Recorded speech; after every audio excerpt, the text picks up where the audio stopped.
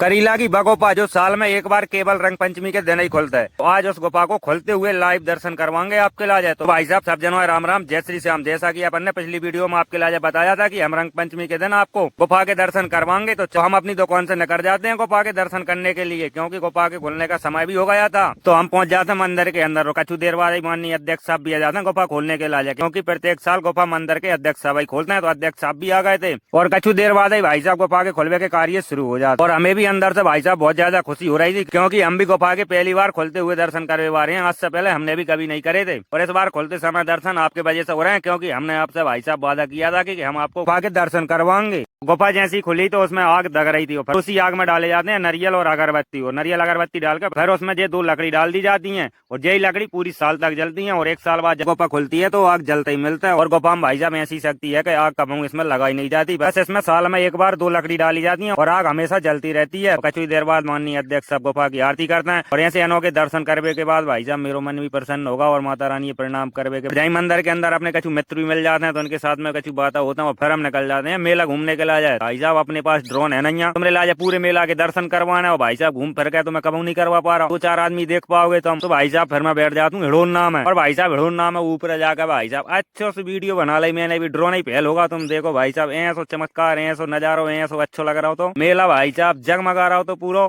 तो फिर आज के ब्लॉग को करते हैं यहीं पर समाप्त, मिलते हैं अगले ब्लॉग में, तब तक के लिए टेक केयर, बाय बाय।